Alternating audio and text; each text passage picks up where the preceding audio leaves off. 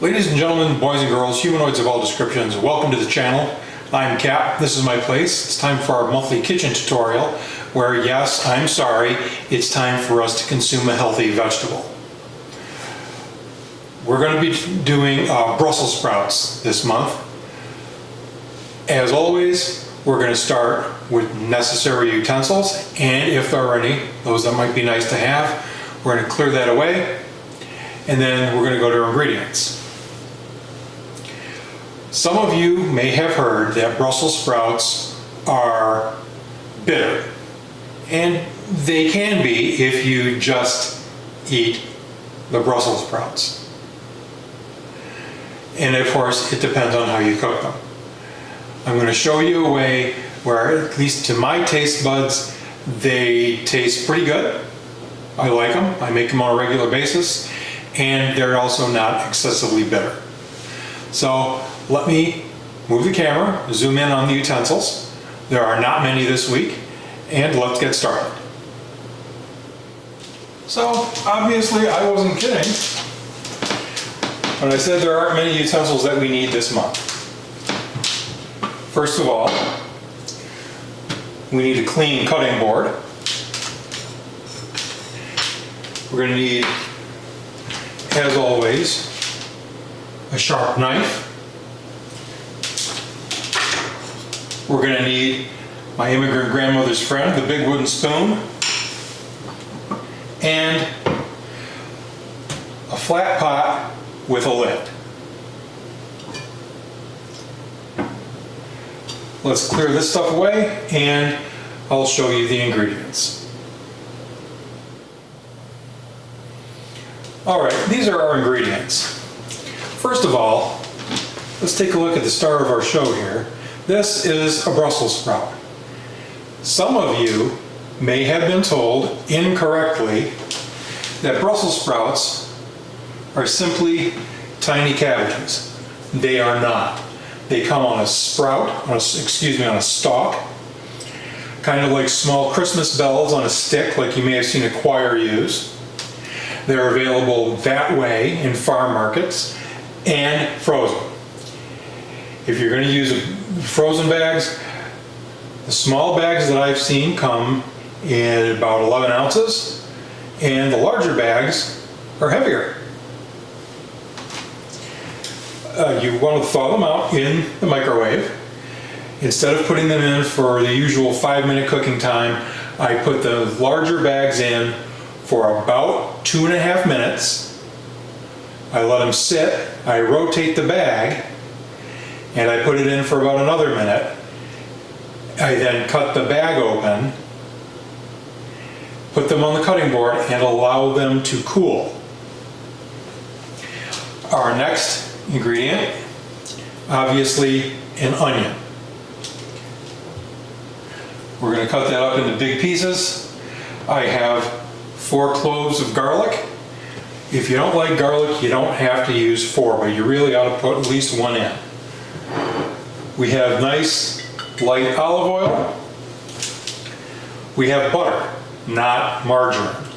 Margarine burns much too easily for this recipe. And finally, the last thing to go in is going to be black pepper. The black pepper has to go in last because the particles, no matter how coarse they are small and will burn easily. And as I've said before, once you burn something, there's no fixing that.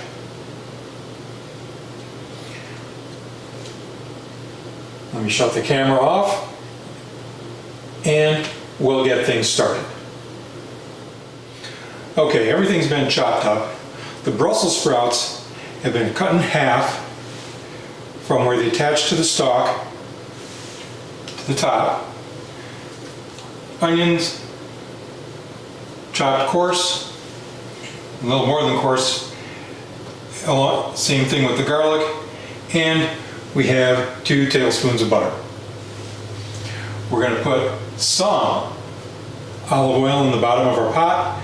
We're going to turn the heat on high initially to heat up the oil, and we're going to add 1/2 of the first pat of butter just to get that melted as well. The rest of the butter will go in towards the end. Let's shut the camera off and get it on the pot and we'll get started. All right, here we are. The oil is nice and hot, and that first half of that first pat of butter has melted. What we're going to do is we're going to go ahead and we're going to just gently slide all of these pieces of Brussels sprout into the oil and butter. We're going to spread them out so they're all in contact with the liquid in the bottom of the pot. We turn the heat down to about half.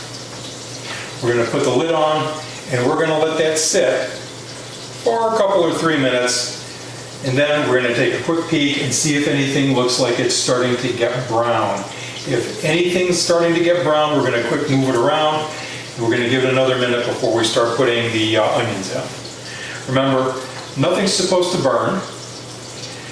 We're simply combining flavors in order to have the Brussels sprouts not be so bitter. And we're softening the onions so they're not so crunchy. Be right back in a couple of minutes.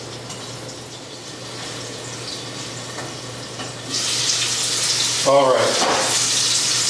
Starting to move this stuff around.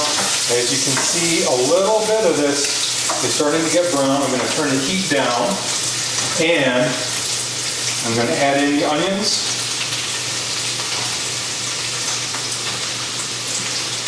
And I'm also going to add in the garlic along with more of the butter. I'm going to stir this up so that the new stuff is in contact with the hot liquid in the bottom. And we're again going to wait a few minutes. And then I'll turn you guys back on. All right, let's take a look here. And again, things are progressing nicely. We're going to move this around. We're going to add the last bit of butter. Not quite ready. I don't know if you can see it on camera, but the onions are beginning to become translucent. For those of you who skipped class or were too hungover to pay attention, that means you can kind of see through it. At this point, the heat is about at 1/3 on this burner. Now look, I'm going to aim this comment directly at my young men out there who are learning to cook for themselves, on their own, learning to cook for themselves. Our body chemistry puts us in the frame of mind that if some is good, more is better. This is not the case when it comes to heat while we're cooking. That's how we tend to end up burning things. I'll say that again. That's how we end up burning things. If it takes a little longer to cook, if it takes a little longer to reach a safe cooking temperature, or safe eating temperature, that's okay. Don't burn the food. Don't burn up your pots and pans. And this paint on your stovetop can also begin to bubble. So watch out what you're doing with the heat. Now that I've been running my mouth, let's take another look at this. This is looking pretty good. There's a little bit of browning going on the Brussels sprouts themselves. And so that means it's time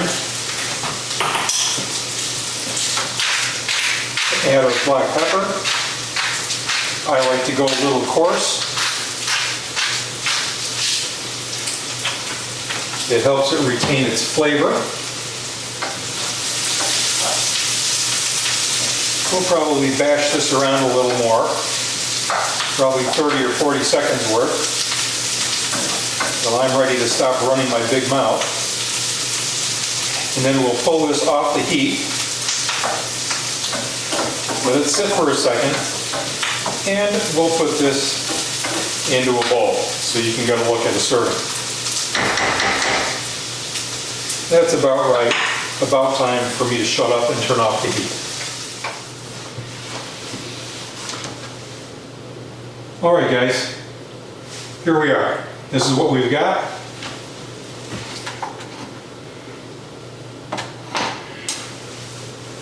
We've got our Brussels sprouts. Nothing is burned. There's just enough color to add some flavor. We have a serving here. We've got another serving or serving and a half over here to put in storage in the fridge for tomorrow night's dinner. What did we get dirty? Well, we dirtied one pot,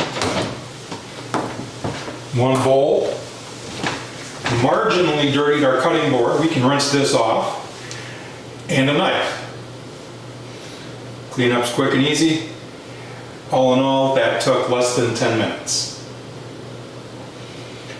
If you found this at all useful, please go ahead, like, share, and subscribe, and we'll see you next week with another video. Bye-bye.